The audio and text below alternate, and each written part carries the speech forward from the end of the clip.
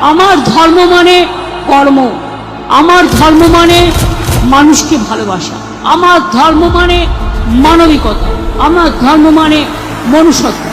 আর বিজেপির ধর্ম মানে ভোট কাটারি, মানুষের ভোট কেটে দেওয়া। একটা করে ভোট দিতে যাবেন আর মনে রাখবেন আপনাকে এসআইআর এর লাইনে দাঁড় করিয়ে অসম্মান করেছে, আমার কত ভাই বোনের নাম কেটেছে, তার জবাব চাই।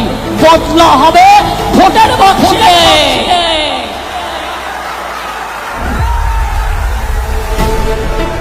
শুনুন, আমি একা থাকলেও 100, কারণ আমি মনে করি মানুষ আমার সাথে আছে, মানুষ 100, আমি তাদের সাথে নিমিত্ত মাত্র।